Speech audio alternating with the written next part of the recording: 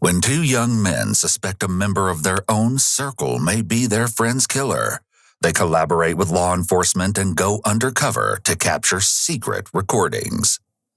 Why did he say that? Why did he say he just wanted to talk to me? What the What the Oh my God. Oh, what you got? Leave your hands out of the vehicle. Beloved cheerleader Emma Walker was just a few months into her junior year at Central High School in Knoxville, Tennessee, when her life met a tragically abrupt end. Initially, it seemed it was some sort of terrible accident. There was no other way to explain it. However, investigators would soon untangle a twisted web of lies and uncover the horrific reality. Someone had wanted Emma dead. Growing up, Emma's ultimate dream was to become a neonatal ICU nurse someday, and the honors student was putting in the necessary effort to ensure she'd get there. She was making the most of high school, and her innate ability to excel in her endeavors was also exhibited in her role on the cheerleading squad. Her third year had just gotten underway, and she was loving it. Then, the morning of Monday, November 21st, arrived. Like she'd done so many times before, Jill went to her daughter's room to wake Emma for school around 6 o'clock. Right away, it was apparent that something was terribly wrong. I just tried to wake up my daughter for school, and she has no pulse. How old is she? She's 16. You said that she's non-responsive? Yeah, her tongue's hanging out of her mouth. Stay on the line. I'm transferring you to rural Metro. Word of the mysterious tragedy spread quickly. Among those hit particularly hard by the devastating news of Emma's death was her boyfriend of 2 years, Riley Gaul. The two had first met in the fall of Emma's freshman year at Central High. She was the only freshman to secure a spot on the cheerleading squad. It was right around then that Emma caught the attention of junior and star wide receiver Riley Gaul. It came as no surprise that the two were soon inseparable. A steady stream of posts with photos saturated their social media feeds, documenting the fun times they shared. There were collages such as the one that read, "Look how lucky I am," posted by Emma in May of 2016. By the time that fall of 2016 rolled around, Emma and Riley were 2 years into their relationship. Emma, now a junior, remained a dedicated member of the cheerleading squad at Central High.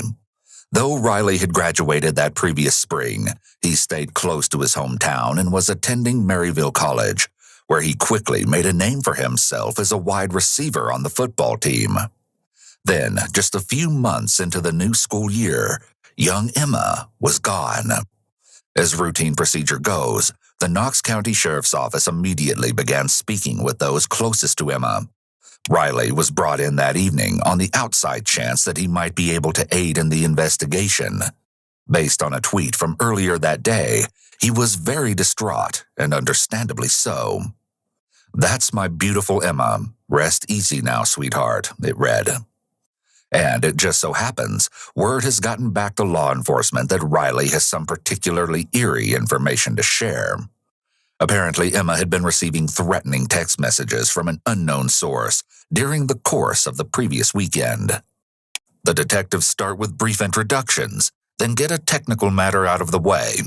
The following footage has been analyzed by a qualified team, including a licensed attorney, a licensed clinical psychologist, a former licensed professional counselor, and a licensed professional counselor. Before we get started, I understand you're not under arrest right now. You came down on your feet with your granddad and your mom.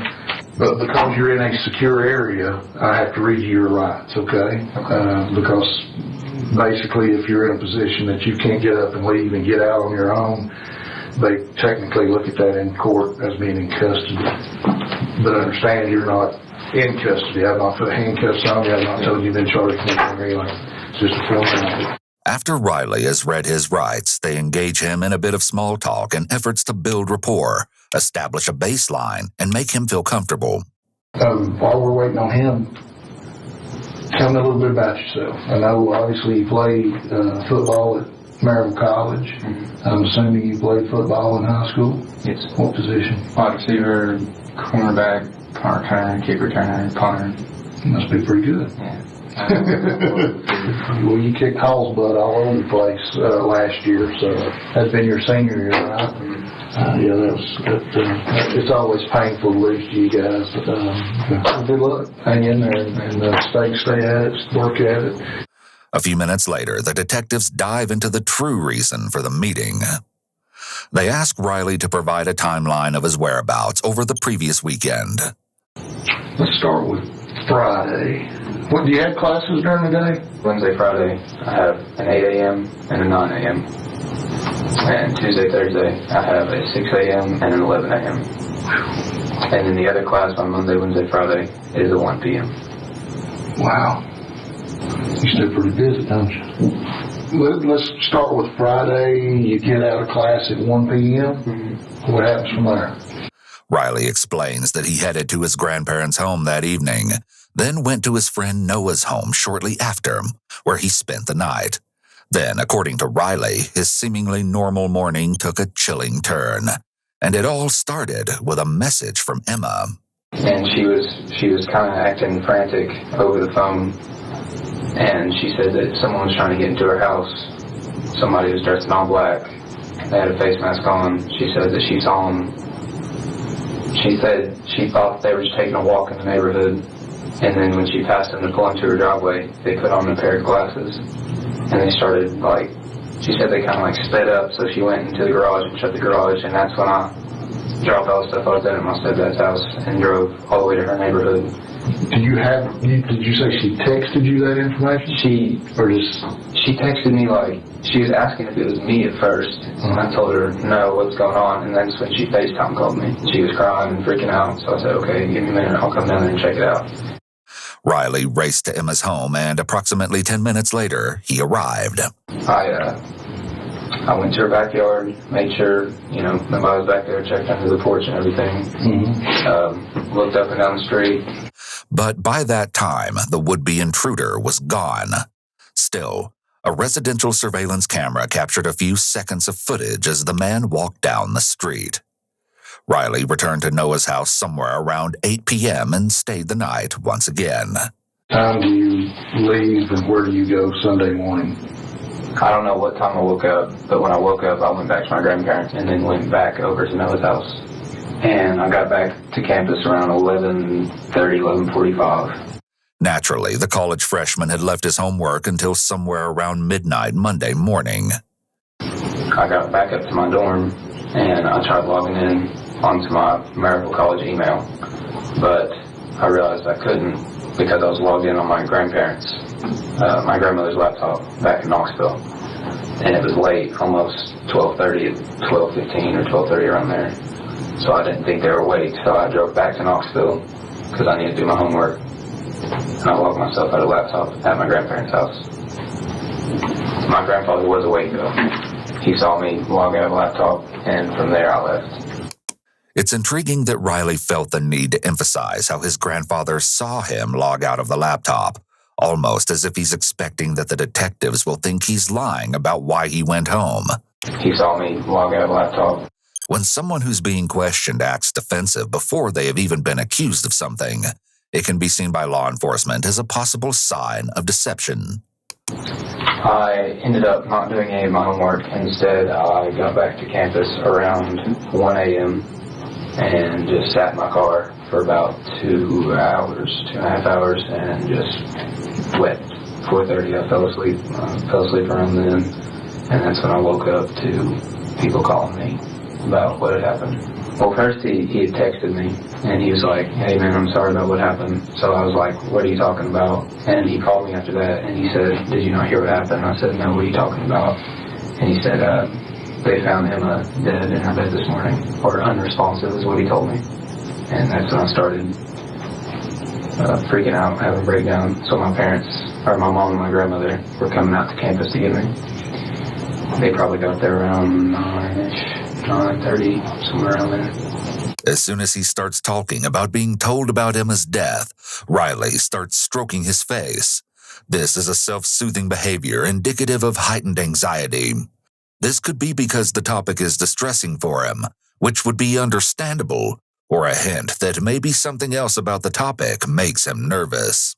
Although some dismiss nonverbal analysis as pseudoscience, and whether or not the viewer agrees with it, it is used by the FBI, CIA, and police during interrogations, which is why we include it.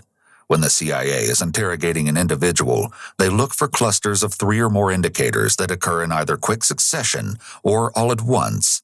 These indicators can be signs of discomfort or uncertainty in what the individual is stating, rather than indicators of deception. It's extremely important to note that you cannot detect deception through nonverbal analysis alone. Okay. So then once your grandparents got you and you went back to their house? My mom and my grandmother did. Yeah. Is that, they came got you and that's where you went? Back to grandparents? I spent all day at my grandparents' house today. Until? No. Gotcha. After a comprehensive run-through of Riley's previous weekend, the detectives transitioned to the sensitive subject of his longtime girlfriend's unexpected death. Perhaps Riley can provide something for law enforcement to go on. A detail that may seem insignificant to him may be the very information needed to crack the case. Tell me what you know about Emma's passing. I know there's been all kinds of rumors and speculation. What have you heard? I've tried to put into all of it out because I've heard so many different things. I've heard she just passed in her sleep. I heard she tried to commit. I heard a stray bullet came through the wall, but that made no sense to me because it's her room. If a stray bullet hit the wall, it would have to be from the backyard because that's where her window is. I don't know, that one didn't make sense to me, but those are the main 3. Who have you talked to? Where have you heard these rumors about passing in her sleep and all that stuff? I've had a bunch of my friends visit me today at my grandparents' house, and they would just tell me different stuff they've heard from different people. Okay. Riley has been fidgeting and spinning his seat throughout the interview so far. But as soon as the detectives start asking about Emma's death and the rumors surrounding it, he also begins picking at his fingers, which is typically an anxiety response. Okay. Do you remember who told you the stray bullet? Yeah, it was actually about an hour ago when he showed up. His name's Jacob. How do you know Jacob? We've been friends since 2nd grade. Did he say where he heard the stray bullet theory? No, he said it was the same thing, like hearsay. He said he probably said that didn't sound right to him either, but... Horrifyingly so, it seems that the detectives are beginning to consider that the killer could be hiding in plain sight, disguised as a grieving friend. Perhaps they even paid Riley a visit in an attempt to avoid suspicion, simply playing the part of another young mourner expressing condolences to the longtime boyfriend of the deceased. Detectives have collected potential leads in Riley's visitors from earlier that day, and with this, the entire trajectory of the investigation has drastically changed. Can you think of anyone that would want to hurt Emma? Not off the top of my head, no. Because, I mean, She had any enemies? No. She had no enemies that would want to hurt her. I mean, she had high school drama enemies, but, like, just girls she didn't like, but none that would do that. She kind of got along with everybody. I mean, I don't know. She was very likable. She was friends with most anybody that she talked to. The last time you talked to her, you said was Sunday night. Sunday night. Did she make any comments about anybody being mad at her or upset at her or anybody wanting to hurt her? No, but the only thing that I thought of was whoever the person was at her house Saturday morning. That's the first thing I thought of when I heard that she had passed this morning. Then, a completely unexpected revelation is brought to light, and it changes everything. You got people that are mad at you, that are trying to hurt you or anything? I don't know. I don't know. And nobody tried to kidnap you or Kidnap me. Yeah. Repeating the question can be a red flag to detectives. It could mean that the person being interviewed needs time to think about their response. A deceptive individual likely wants to prevent awkward silences after a question, as that could seem suspicious. However, if they need a moment to consider what they should say, they might repeat the question to fill that conversation gap. What's it about? I didn't want to. I'm sorry, I just didn't want to talk about it because it was traumatizing. I didn't know what to make of it. And that's pretty important for us to probably know. I mean, somebody trying to kidnap you. But I don't know, like, I don't know anything about it. Notice the weak movement Riley makes here. It's a half-hearted shrug and his hands barely raise. Throughout, his illustrators have been minimal. We don't have anything of him before the interview to really compare to, but it's an atypical behavior for people in general to have such weak nonverbals. Illustrators help people make points while they speak. In contrast, restrained gesturing is believed to be a telltale sign of deception. When did this alleged kidnapping take place? Friday. This past Friday? Mm-hmm. When did that happen? Sometime tonight. I just don't know. I don't remember much about it. I just remember two guys. Literally, I was Friday night before I got to Noah's. Went up to my stepdad's house, and I pulled in the driveway, and this van pulled over across in the semicircle, and these two guys were like walking across the street. Didn't think anything of it because they weren't like in a rush. Mm-hmm. And I turned around, I'm about to get in my car, next thing I know, one of them grabs my back, and the other one's around the corner, and they just like put their hands over my face and just took me to their van or whatever. Finally, we see Riley use larger nonverbal indicators. His palms are up, in a position usually indicating that he's asking to be believed or trying to be convincing. But they don't fit with his words. His hands just sit there for quite a long time, with no words to go along with it. And then what happened? I don't remember much. They just had me, I couldn't see anything. They had something over my eyes.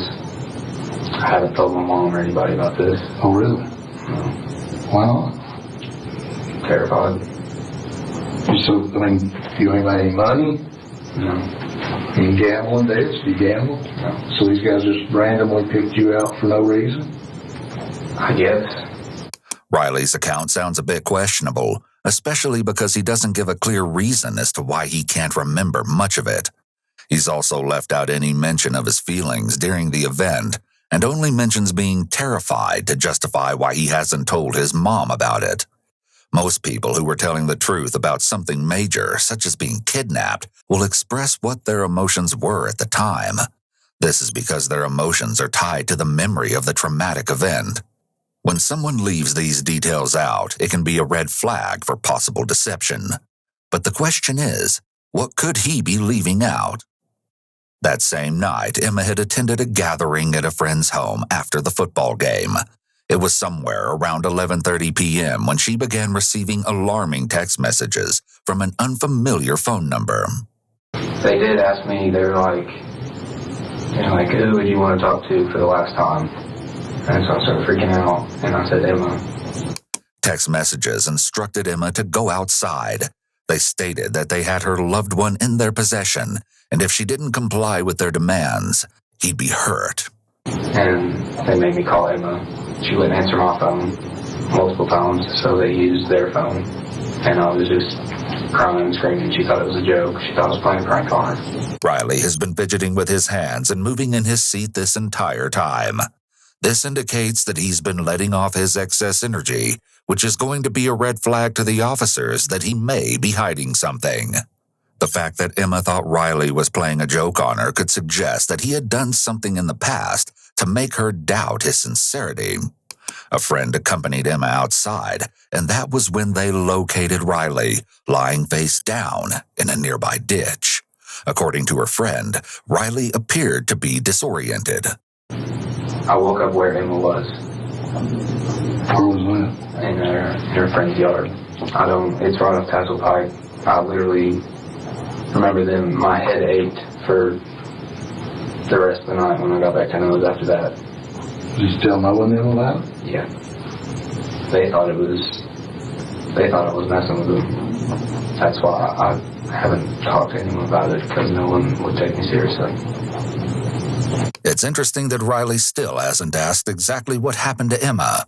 Most people would ask at some point, while maybe not early on since they don't want to interrupt investigators.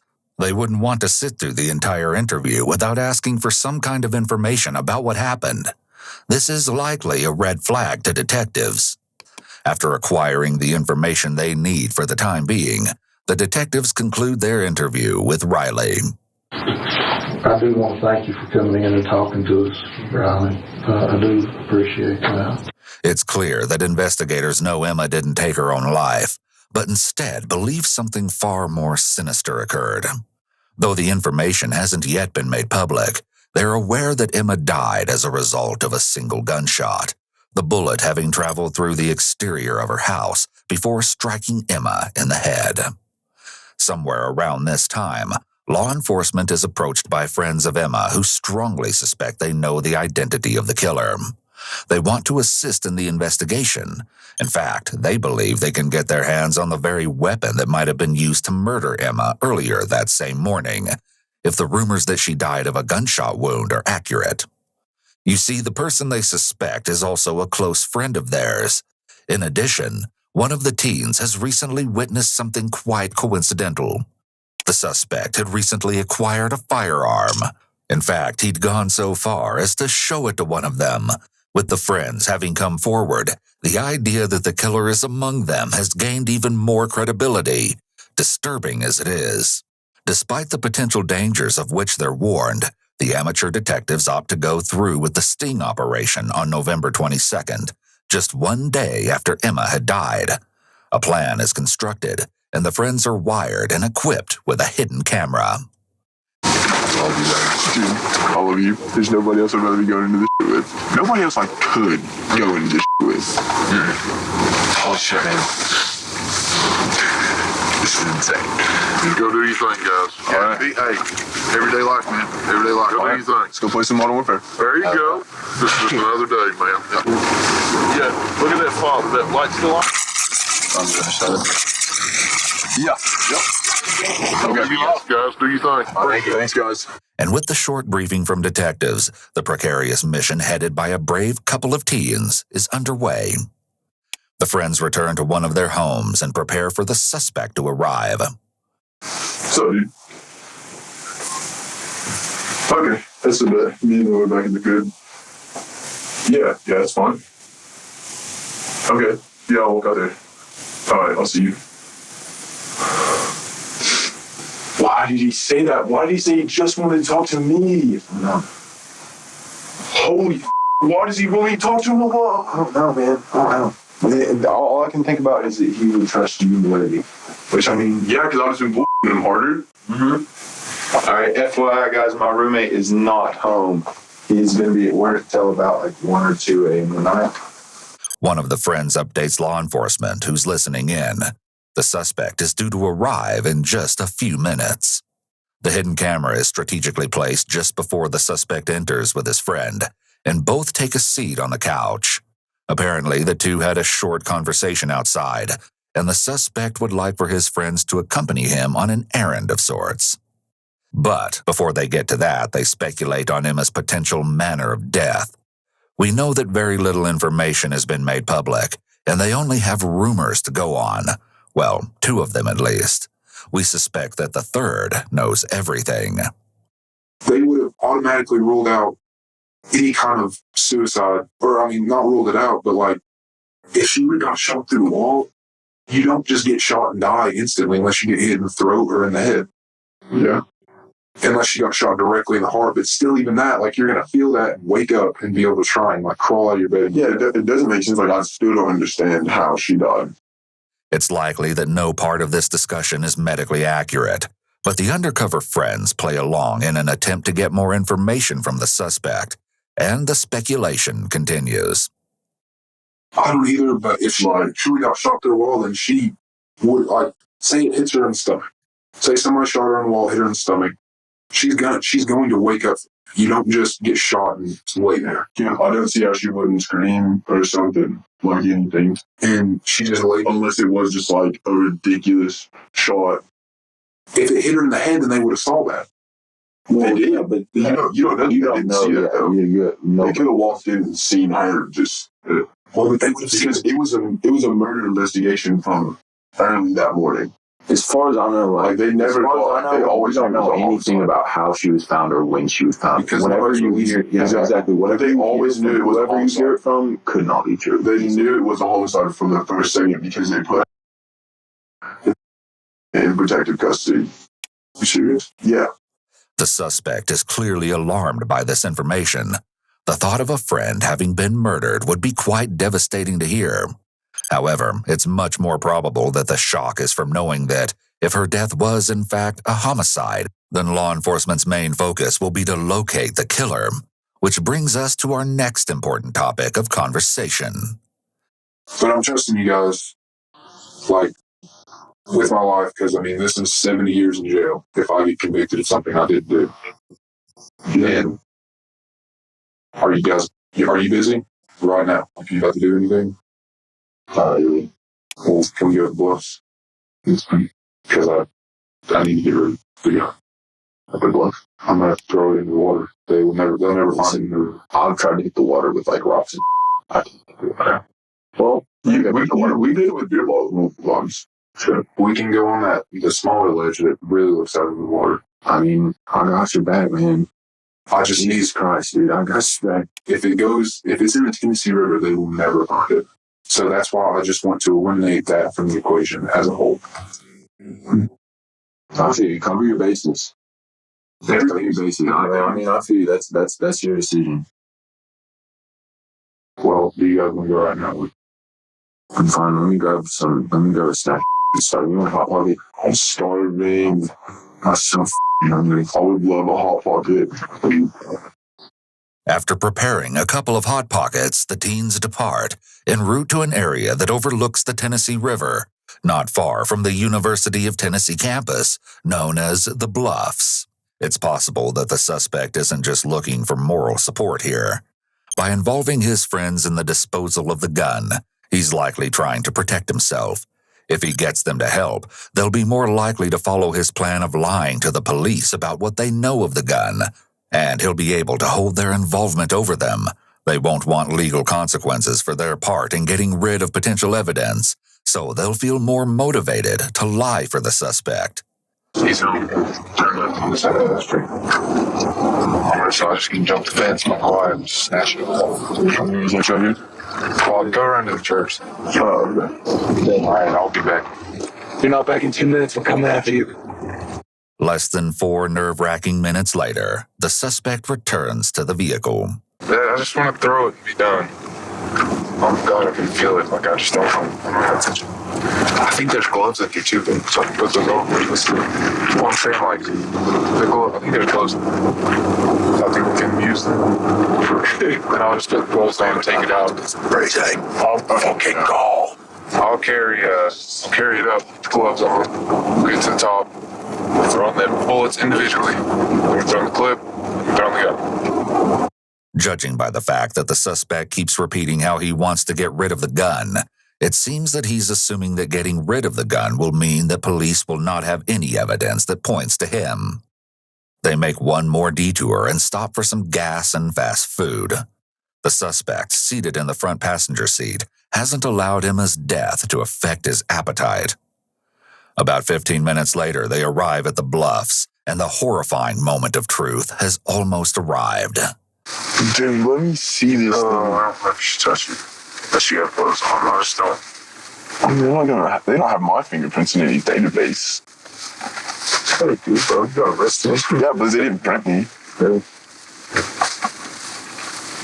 Oh my God. What? This is a real gun.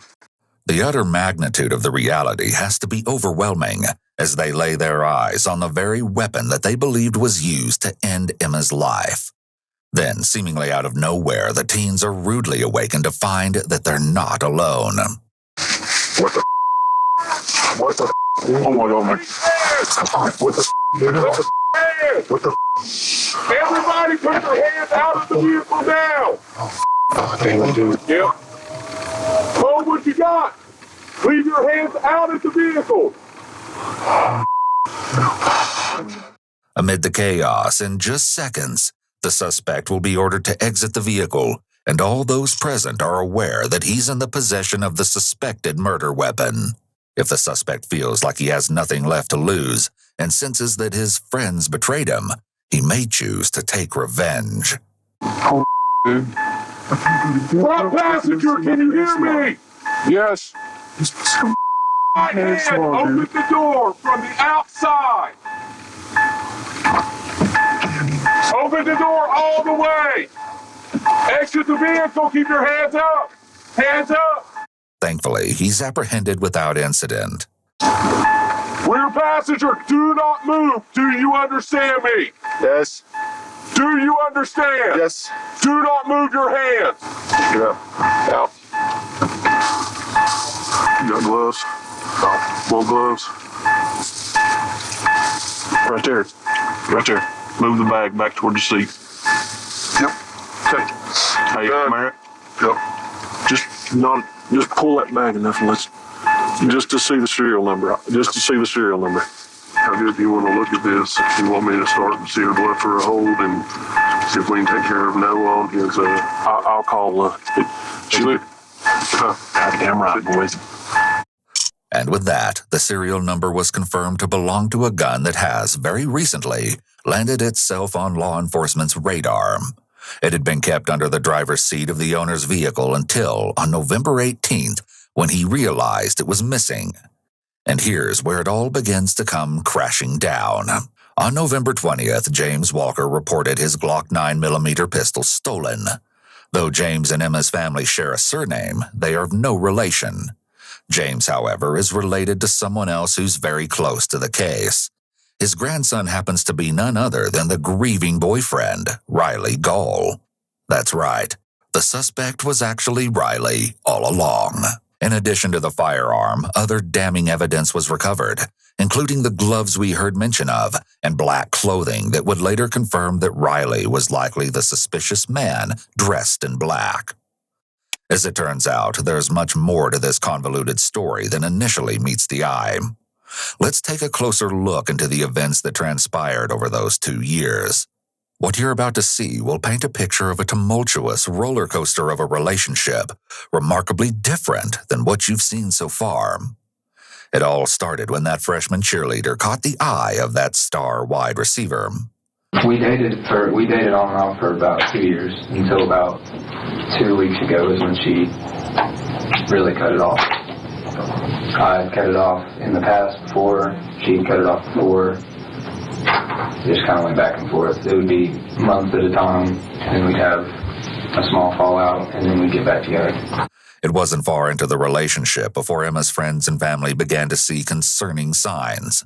Emma's friends observed Riley exhibit behavior that they could only describe as controlling, possessive, and clingy.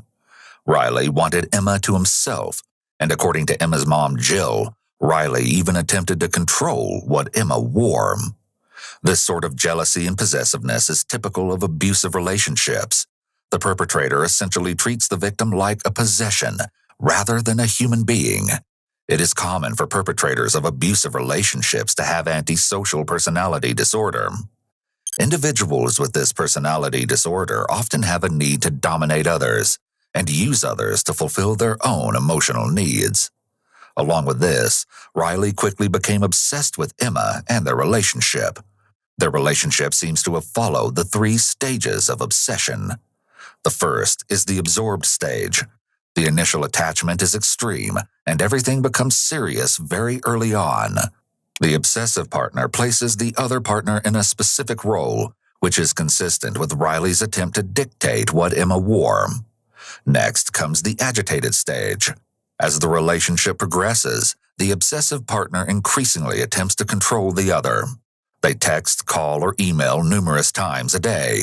They're jealous of anyone or anything that takes time away from the relationship and attempt to isolate their partner from friends and family. The third and final stage is the aggressive stage, which typically starts when either previously successful attempts at controlling the partner have failed, or the partner has ended the relationship.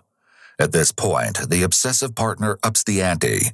They may suddenly show up to places uninvited, They may alternate between pleas to reunite and vows of vengeance. For some desperate or disturbed individuals, the behavior can escalate to stalking, threats, or physical violence. As it turns out, in the midst of those breakups Riley referenced, he'd send Emma the most vile of messages through social media. Among them, "I hate you, I hate everything about you," and "You're the biggest bitch I've ever come in contact with." The messages eventually escalated to a whole new, menacing level, with one in particular reading, "You're dead to me. I'll check the obituary. F*** you." When Emma's parents caught wind of this, Riley was understandably no longer allowed in their home. They confiscated Emma's cell phone in an attempt to end communication between her and Riley, but the attempt failed. They advised Emma to break up with Riley, and her friends did the same. However, Emma wasn't ready to cut ties, and she was one to make her own decisions. It can be incredibly difficult for someone to leave an abusive relationship. Those on the outside often question why someone would stay, but abusers are not abusive all the time, and often have a seemingly loving side to them. By turning the charm on, abusers are able to manipulate their partner into staying, or giving the abuser another chance. However, the cycle of abuse will likely continue, and the level of abuse can escalate over time. And of course, Riley's behavior became increasingly alarming. He began stalking Emma. He'd wait for hours on end outside the supermarket where she worked and continued attempting to speak with her, even after Emma's parents had forbidden contact between the two. Finally, somewhere around early November of 2016, Emma ended things with Riley. In fact, she informed a close friend that they were done for good, and for a matter of about 2 weeks, friends and family had their Emma back. It's important to note that when someone leaves an abusive relationship, this is considered to be the most dangerous time. Once the abuser realizes that none of their usual tactics are working to get their partner back, their violent behavior may escalate because they feel so out of control. Shortly after Emma ended the relationship, Riley allegedly attempted to take his own life. Campus friends took him to the local hospital for treatment, effectively saving his life. Maybe it was then that he made the ultimate decision. If he couldn't have Emma, he'd see to it that no one would. Then, a crime of convenience presented itself.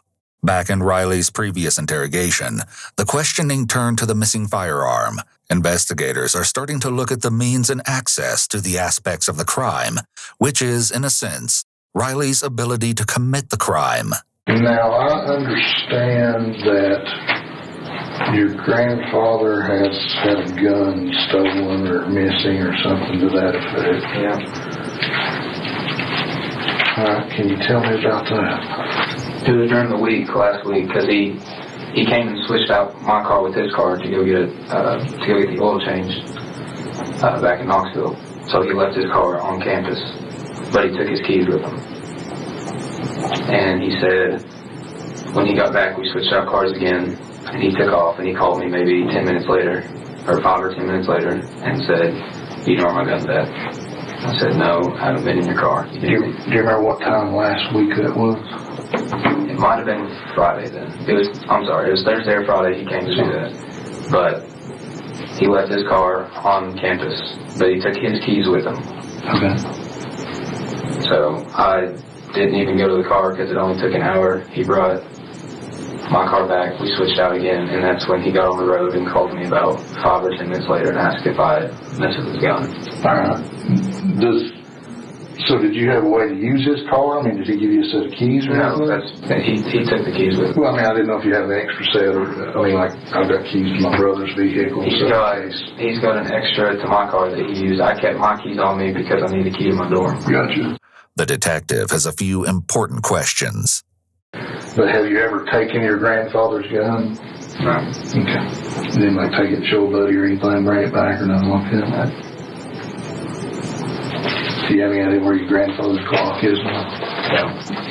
Riley maintains constant eye contact here. While many mistakenly believe that eye contact indicates honesty, the opposite is true.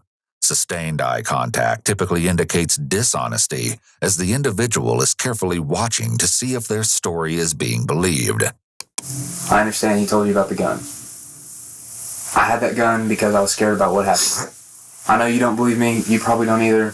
Whatever. I'm telling you. I mean, I don't believe that, but I believe you more that you didn't shoot Emma, because that's a big step. Though we can't be sure which scary occurrence Riley was referring to, we know that the gun went missing before the weekend, and all the events that came with it even arrived. This simply cannot be explained away. Apparently, before Riley actually put the stolen gun to use, he made a couple of last-ditch efforts to reel Emma back in. There was the staged kidnapping. But Emma was wise to his scheming ways and told him to leave her alone. Riley retreated to his friend Noah's home, where he stayed the night. And you probably recall that Noah didn't even buy Riley's story of having been abducted. I mean, I don't believe that, but I believe you more that you didn't shoot Emma, because that's a big step. Did you tell Noah and them about it? Yeah. They thought I was messing with them. This could be an indication that Riley's friends know that he tends to lie or make up stories. Lying is another key trait of individuals with antisocial personality disorder. These individuals lie in order to manipulate others and get their needs met. Since people with antisocial personality disorder lack empathy, they're often indifferent to the fact that their lies and manipulation can harm others. After the staged kidnapping failed to win Emma back, Riley conjured up a new plan and put it into action the following morning, Saturday, November 19th, the infamous masked man dressed in all black. Emma was so terrified she'd later tell her friend she thought she was going to die. So you went to the backyard, checked see if you saw anything.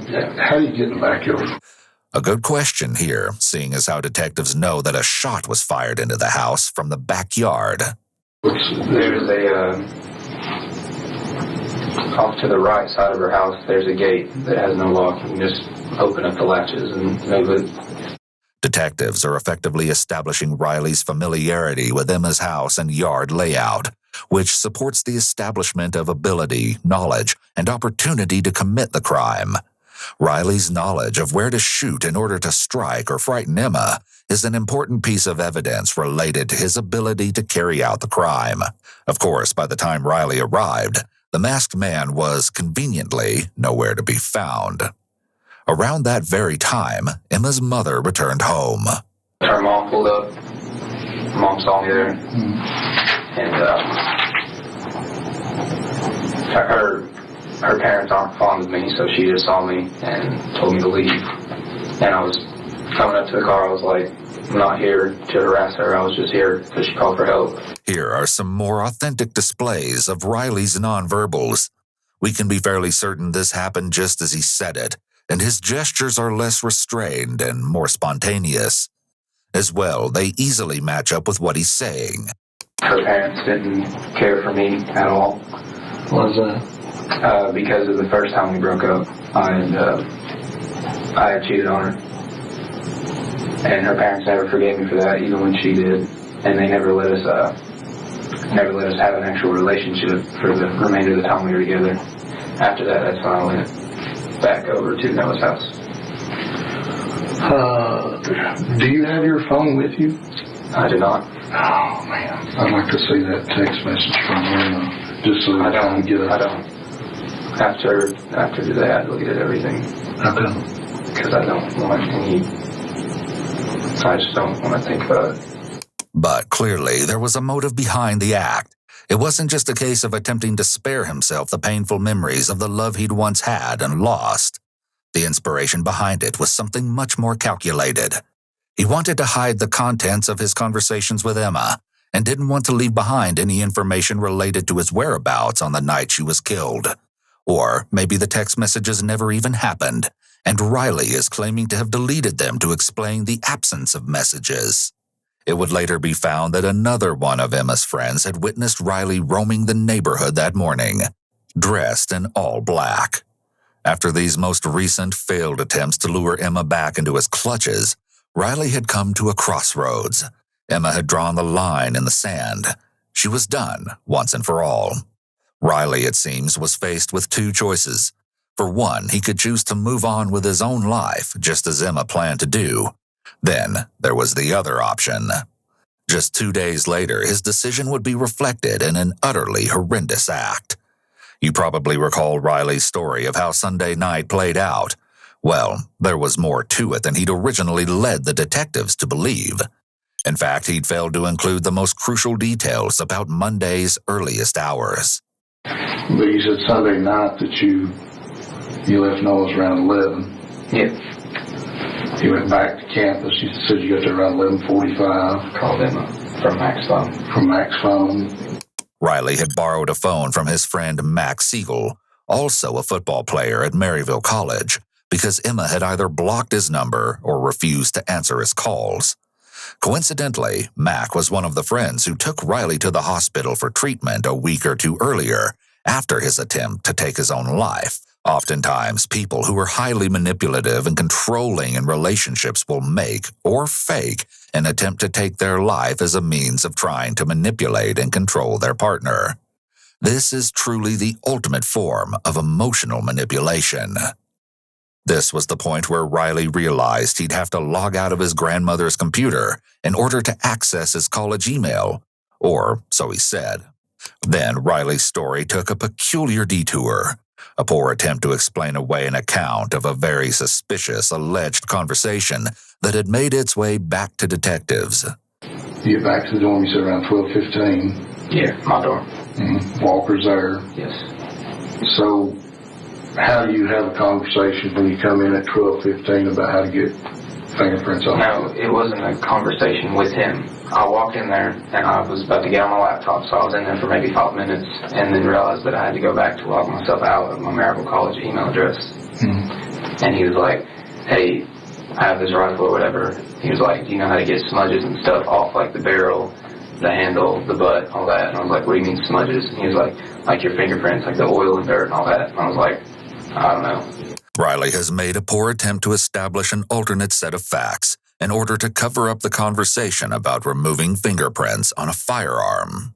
However, detectives likely believe they have established Riley's knowledge of guilt, despite the fact that Riley was in a state of despair after the phone call with Emma hadn't gone well. He took the time to research the question further. And when I called Noah upset about that, I told Noah on the phone, I said, when I asked him that question, he was like, it's a really sketchy question to ask. And I was like, I know, but you're the first person on the phone, so I figured I would just ask you. Detectives had to have detected deception in that far-fetched tale. Of course, they let that one go for the time being and continued with Riley's account of that fateful Monday morning. And then you went back to your grandparents? Yes, to log out of their laptop. He hides his hands in his pocket here, a gesture intended to give someone a sense of comfort and safety in a situation that is clearly becoming increasingly more stressful. Got back to campus around 1 and you said you sat in the car and wept for 2 or 3 hours? Yeah, just cried. And why was that? I just kept, because I knew she wasn't going to come back, and I've always gotten her to come back in the past, and I was just... She blocked me on everything, so I couldn't send her anything. The only thing I could send her messages on was Twitter, and that's when I told you I sent that message around 1. Yeah, just do that, sure. I just told her how much I loved her, and that I was sorry that she didn't want what we had anymore, and that I hoped that she was going to do great things in the future. It appears that Riley is picking at his nails here, which is a grooming gesture. Grooming behaviors alone are not a definite sign of deception, but they do indicate that the person may be feeling uncomfortable and is trying to release some anxiety, possibly because they're lying. Despite Riley saying how much he loved Emma, there's no emotion in his voice to support this, and he hasn't expressed any interest in finding out what happened to her. And I told her I was going to leave her alone after that. But there was one more thing he had to do before he'd leave her alone. Is there anybody saw you in your car? Not that I know of. I was looking at my phone all the time, looking at pictures of us. For 3 hours? 2.5 maybe. I just sat there and cried. I've done that before. This window of time supposedly spent in his car is a convenient explanation of his whereabouts for those 3 hours, which we know was precisely the time that Emma was killed in her room. Also convenient is the fact that no one saw him because he was alone in his car. So a roommate, for instance, can't be questioned later and asked when Riley returned to the dorm that night. Riley, the master manipulator, is using his go-to tactic, his supposed emotional distress. The detective then deferred to his partner and asked if he had any questions. However, Riley was wise to the tactic. They were playing the good cop, bad cop role. Like, they legit, like, I didn't know cops actually did that shit, and they do. Because the one that was being decent was asking me all the questions, and then when he was done, he'd be like, do you have any questions? And then the guy would just be like, yeah, I was just wondering why you're a little foggy on who you're with, and you seem like you're kind of lying to it. And I was like, I'm not lying. Yet it didn't quite unfold like Riley had described. Emma worked at Ingles, did she not? Yes. Have you ever had any disturbance or anything with her at Ingles? Disturbances. Have y'all ever got a fight in the parking lot or anything like that? Yeah, I don't remember what day, but it was a week, maybe a week and a half ago. I met her when she was going into work because she had done the same thing she'd been doing. She'd been blocking me, telling me that she was done, and I went there and I told her I was trying to just get her to reason with me. Then the bad cop has a few more pertinent questions for Riley. And every time I've talked to somebody, the gun has come up, the Ingles apartment. You threaten her with a gun, they're saying that I may have a gun, I don't want nobody else to have you or anything like that? Not in the Ingles parking lot. Not there, but have you done that before then? No, I've never done that. Why does people say that you may have a gun? I don't know. I mean, they're your friends, I mean, they're your boys, they're your peeps. Why would they keep telling me that you have a gun? I mean, help me understand that. So is Alex, Isaac, and Noah is your three best friends? 3 of them, yes. I mean, y'all so you spent the weekend with Noah, correct? We're close. Okay. Are they liars? Are they dishonest? Everybody's a liar. Are they honest? No, not necessarily. Everybody lies. I don't know why they would lie or why they got that common misconception that I... Would one of them have it? The gun? Yeah. No. You don't think one of them had it? No. Would somebody in your circle have it? Nobody could get to it. My grandfather always kept it under his car or under the bed. Naturally, Riley wasn't pleased that his friends had disclosed information about the gun they knew he had in his possession. His displeasure is clearly reflected in a text message thread between him and his friend Alex, shortly after Riley's only interview took place. Why did you tell him about the gun? Riley asks Alex. They think I shot her because of it. Please text me back. Among Alex's replies, if you didn't do anything, you have nothing to hide. Why did you tell me you were trying to get rid of the gun? You lied and said you already gave it back to your grandpa. Then, that evening, Riley followed up with some questionable legal counsel for both Alex and Noah. What I'm saying is if I have to go to court in front of a grand jury or anything and you have to testify, or if the cops come and talk to you again, whenever you talk to them, just be like, you were too afraid to tell them that you were on acid because you thought you were going to get in trouble. No, that's true. I would never mention that, you know. Yeah, and if anything about that gun, just say, I must have misunderstood or something because I was tripping balls. I really don't know what was going on. He was just, like, Riley was just complaining to me about some stuff. I guess I thought I heard something about a gun.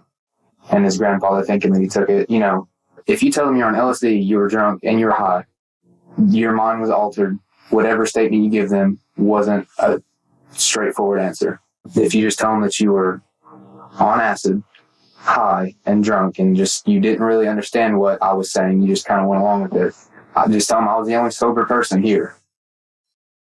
And I guess I'll talk to Isaac, because Isaac's going to be sketchy about that too, with telling the cops that he was on a drug, but I'll talk to him another time.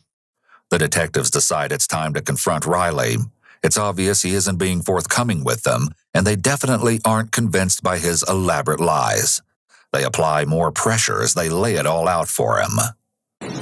We have a gun that belongs to your grandfather that is missing. Okay? We have all your friends saying that you've been talking about this gun. We have one of your friends saying that he saw you with the gun, that you showed him the gun, and that you told him you got it from your grandfather. Okay? Okay. I find it hard to believe that these guys are just making this shit up. I don't have anything else to say. I've told you the truth from me. So that's, if it's going to be the same question, that's the same answer.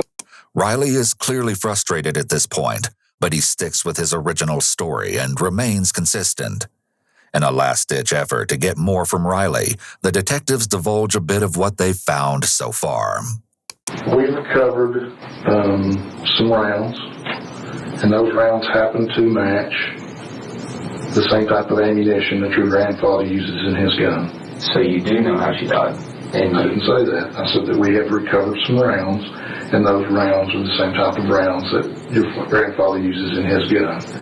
Look at his hand movement. Even while in his pocket, his hands shift up to cover his stomach when he's told the bullets match his grandfather's gun. When someone finds themselves in a vulnerable situation, they may put their hands over their stomach to comfort themselves and feel more protected. When a suspect doesn't show a level of concern that is appropriate for the situation, detectives will see this as a red flag. While it's true that people may handle grief and difficult news differently, having a complete lack of reaction to finding out the cause of your loved one's unexpected death would be unusual for someone who is innocent.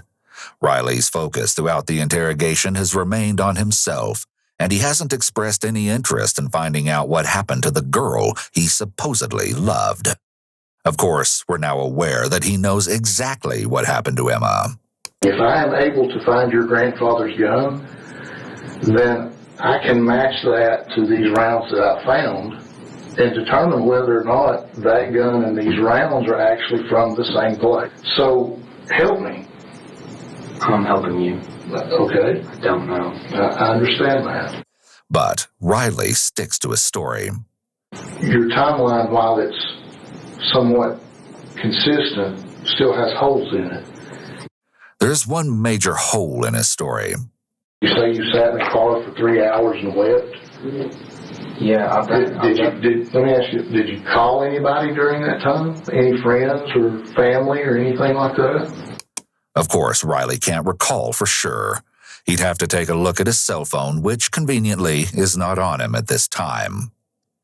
But with the help of local cell towers, Riley's path during those 3 hours is traced, and the findings completely destroy his story. Riley left campus slightly before 12:15 a.m., just as he'd stated. However, he didn't return until approximately 4:20 a.m. At the time Emma's death was estimated to have occurred, roughly around 3 a.m., Riley was clearly in the vicinity of Emma's home, nowhere near the college campus. This evidence is difficult to refute, to say the least. As the interview is coming to a close, the bad cop drops one more bombshell on Riley. Outside that house today, the house was shot up, a couple rounds. All right. The rounds that were found out there, hold on. Okay. The rounds that were found out there came from your grandfather's gun. I don't know where the gun's at. Well, who would want to shoot that? Who would want to take your grandfather's gun and take it to that house and shoot at that house? I don't know. I do not know where the gun is. Do you know anybody who'd want to do that? I don't know anyone that would ever want to hurt that girl. Riley's detachment and lack of feeling for Emma is evidenced in the way he repeatedly refers to her as that girl, rather than using her name. This also allows him to distance himself from her. Riley remains unaffected by the pressure and is very confident, so much so that it almost seems as if this is something he's familiar with. Though Riley may appear unaffected by the pressure, he's rubbing his face, which is generally considered to be a self-soothing behavior. Then the detective proposes a potential explanation. I'm not saying that. I'm not saying that he's trying to hurt her. Maybe somebody was trying to scare her or something. I'm not saying that that's what's happened over there. I'm saying that the house was shot. No, I don't know anyone that would want to do that. The detective seems to be trying to provide Riley with a way out, a possible explanation that he can use, because it's likely easier for Riley to confess that he was trying to scare Emma rather than confessing to intentionally trying to shoot her. The detective is probably hoping that Riley will find himself cornered and then ultimately confess to this less severe explanation of Emma's death. Make a mental note of the detective's explanation. Maybe somebody's trying to scare her or something. I'm not saying that that's happened over there. You'll see that it will surface again shortly. At this point, the detectives have found themselves between a rock and a hard place. They're not gaining any ground. The interview is concluded. Riley seems confident that he's outmaneuvered the detectives, as if he already has this one in the bag. They interrogated me for 2.5 hours. If they could, they would have arrested me already. Riley is likely feeling confident that as long as he gets rid of the gun, the detectives won't have enough evidence to convict him. He may have an inflated sense of self-esteem and believe he can outsmart the police and even get away with murder. However, as he sits on this very sofa before two of his closest friends and feeds them false information to relay to law enforcement, there's much more going on behind the scenes than he could ever imagine. The sting operation was carried out Tuesday night, just one day after Emma was murdered, and Riley was questioned. As you heard, everything went down as planned, and the operation proved to be a success. When the trial rolled around in May of 2018, Riley and his attorneys adopted a creative defense. You probably recall this. I'm not saying that they was trying to hurt her. Maybe somebody was trying to scare her or something. I'm not saying that that's happened over there. But I'm saying that the house was shot. No, I don't know anyone that would want to do that. Well, according to his attorney, Riley had never intended to harm Emma. The 2 gunshots that pierced the exterior walls of her home were simply another attempt to scare Emma, in hopes she'd reach out to him for help once again. He never intended to shoot her, they claimed. In the end, though, the jury found no credibility in the defense. Riley was found guilty of stalking, theft, reckless endangerment, possession of a firearm during a dangerous felony, and, of course, first-degree murder. And in Tennessee, a first-degree murder conviction is accompanied by an automatic life sentence. In keeping with her thoughtful nature, March 24th will remain Emma Walker Day in Knoxville. It will remain a time to recall the happy memories and perform random acts of kindness in memory of a kind soul whose life was cut far too short.